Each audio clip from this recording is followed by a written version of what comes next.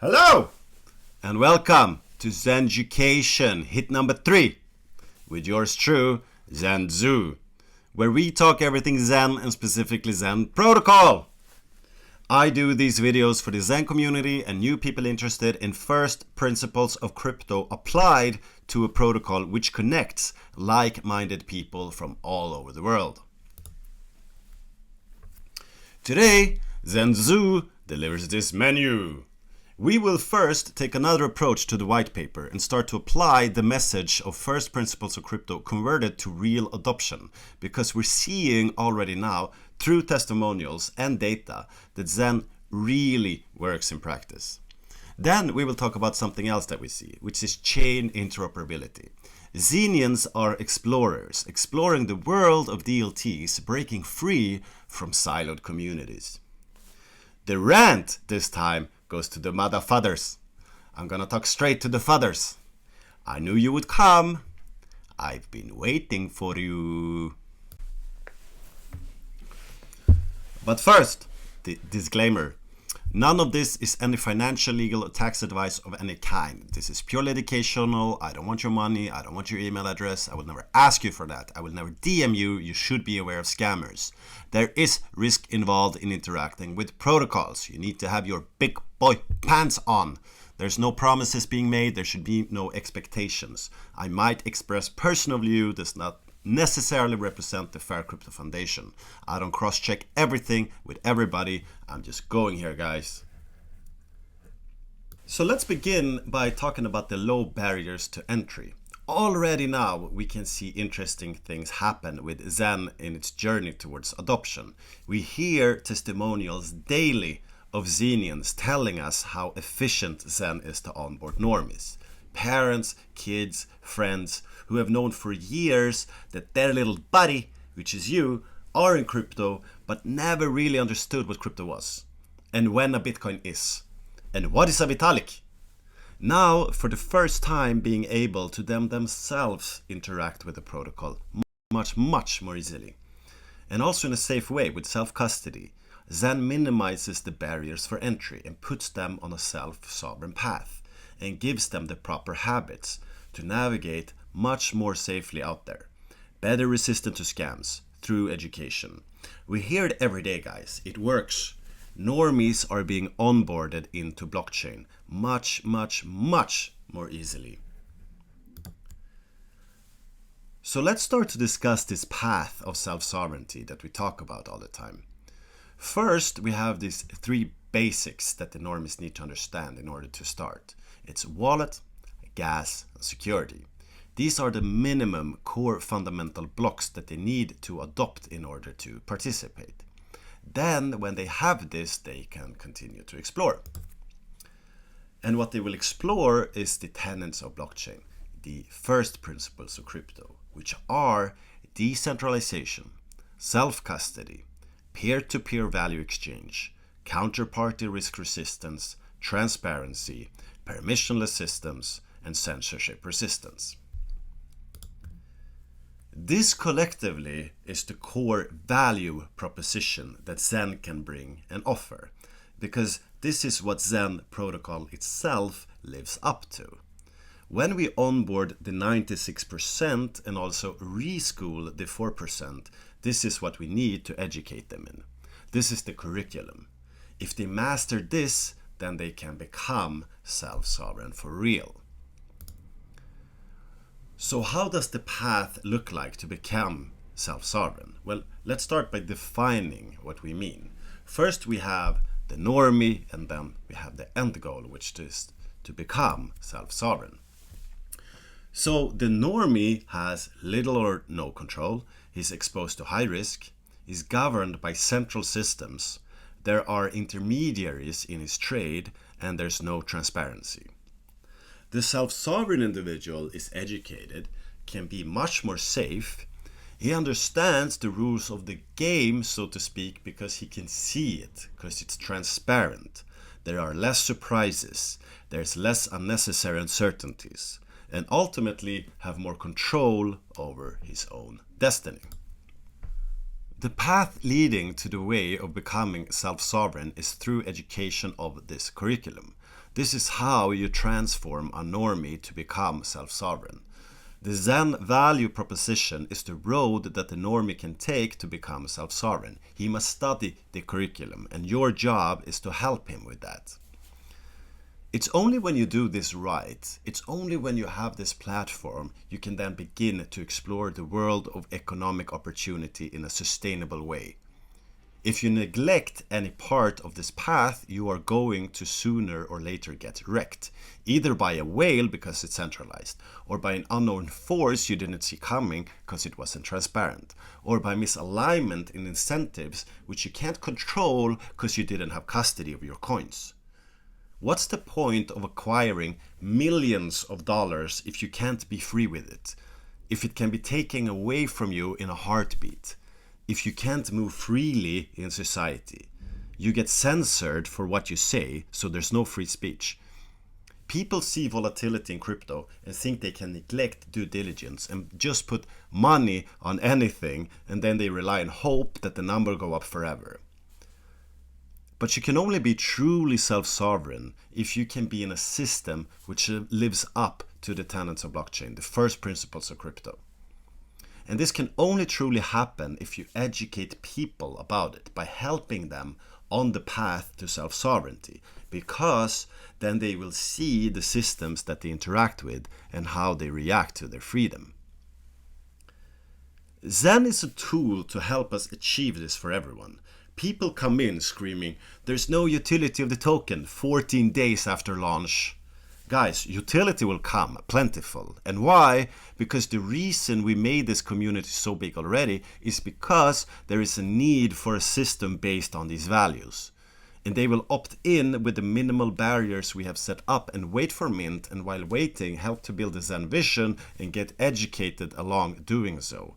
Because there is no other alternative which is not more or less totalitarian.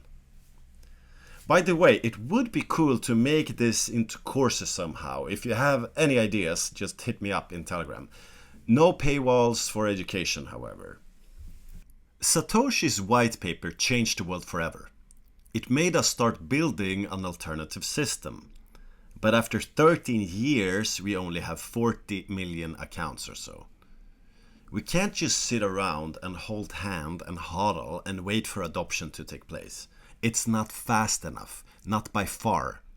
We have to start exploring alternative strategies to accelerate adoption of first principles of crypto.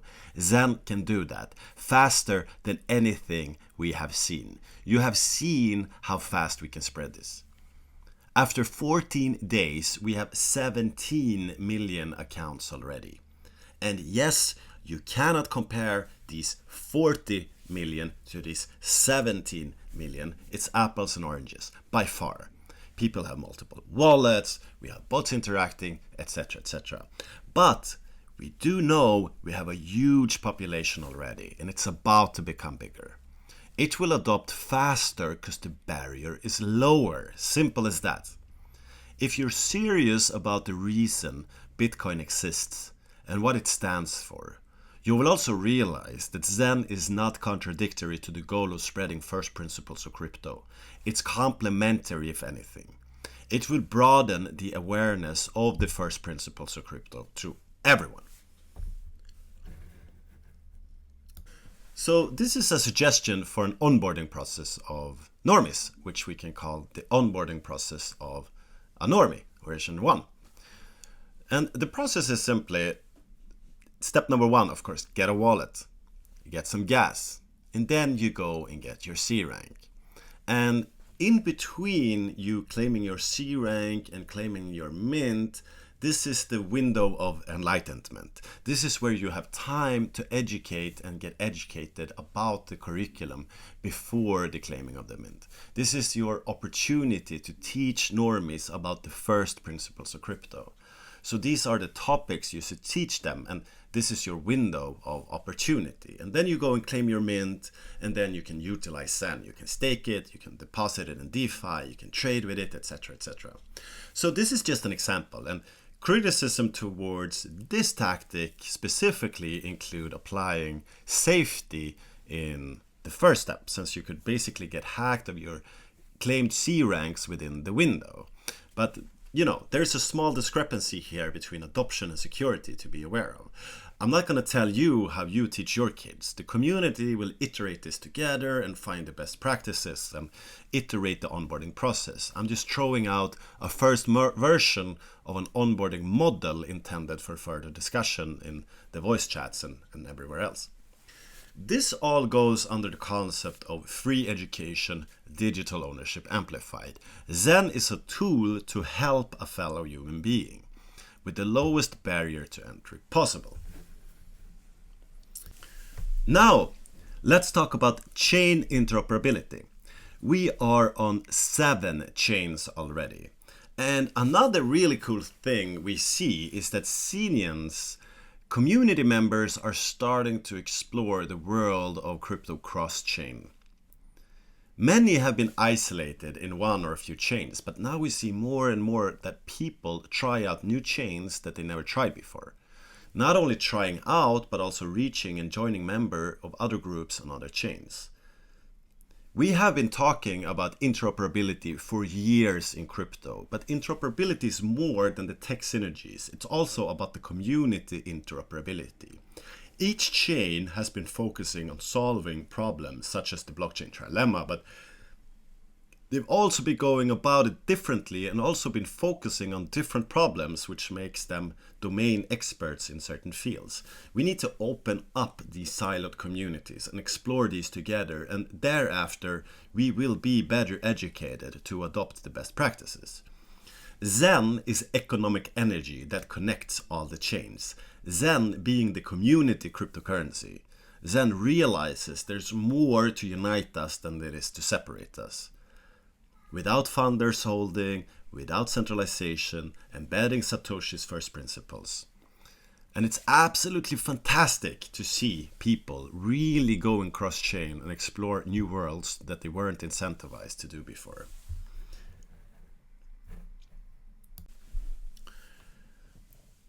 And as we talked about many times, everyone is incentivized to help everyone's efforts to grow this inclusive community. Here it's so beautifully illustrated by DVMB. There are these 3 parameter groups which will increase your individual rewards. After the time dependent and the personal parameters, it's up to us collectively to grow this community. So again, it's absolutely amazing to see people explore new chains and gain knowledge and experiences and then sharing them with the rest of the Xenians in the hive mind. FUD, fear, uncertainty, doubt, often shortened FUD. It's a propaganda tactic used in sales marketing, public relations, politics, polling, and cults, and not to say the least, in crypto Twitter. It's a very common phenomenon in crypto. Daily, you see made-up facts, parts being taken out of context and then amplified in echo chambers. FUD, guys, is close-mindedness. It leads to maximalism, which leads to tribalism. And Zen, it's all about creativity. There are many reasons why we created Zen. One reason being, we thought there must be a better way to accelerate adoption of crypto. Another reason is that the intentions of crypto has gotten lost along the way and more starting to look like the system we tried to get away from. We believe that Zen is the best iteration we have for now to solve these problems.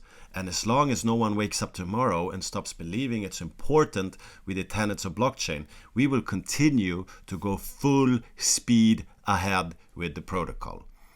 But it's going to take time for everybody to realize exactly what we are about. And along that way, a lot of misconceptions will be formed and reiterated in the echo chambers.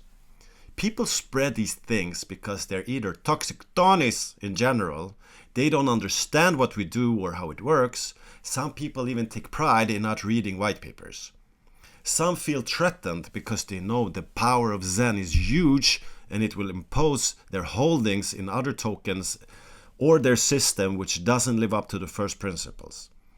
Some will make up just about anything just to get attention to themselves, and they're using Zen as a platform to do that. But no matter what the reasons are, we cannot be afraid of FUD. Let this discourage us from our mission and also be able to separate FUD from critical thinking. This is welcomed. But as we talked about many times, there is a clear difference between critical thinking and sheer ignorance and toxicity, and in other words, FUD.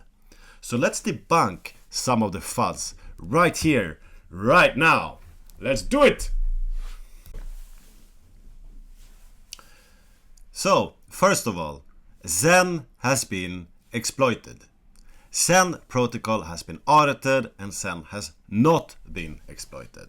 Someone exploited the free gas attained at FTX. So what happened there, you can ask some Bankman-Fried. From a Xen perspective, someone paid for someone else's gas. But you can't see on Etherscan that anyone has gotten free Xen without paying gas. So Xen has not been exploited. Xen is fine. Another FUD that came was that bots scoop up the whole supply. No. Yes, there are bots claiming C ranks. We don't believe in KYC. The protocol is permissionless. Anyone can create a bot that claims 1000 C ranks.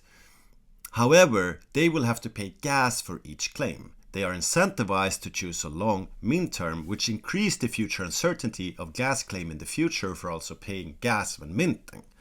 Also, claiming C rank increases the rewards for everyone else, so a bot will amplify everyone else's rewards as well and thus dilute their every attempt to control the network. Xen is free, minting Xen is not free. It costs gas and time. So the community will always be larger than any bot out there, and the bot will always be limited to any number of gas they want to spend. But then you say it's not fair because a bot can mint much faster than I can mint manually. And that is true for just a tiny while longer. Xen is a scam. Xen is a Ponzi. Now, some people who, by the way, never created anything in their life like to put this claim out there, always with zero context. So what is a Ponzi? A Ponzi scheme is a form of fraud that lures in investors who are promised a large profit at little or no risk and pays profits to earlier investors with funds from more recent investors. Now, Xen does not collect your money. Xen is free. You do not pay anything to acquire Xen. You don't put money into the protocol that will pay earlier investors. You're paying gas to someone else in order to take part in the token distribution model. So when you say that Xen is a Ponzi, I don't know what the fuck you're talking about.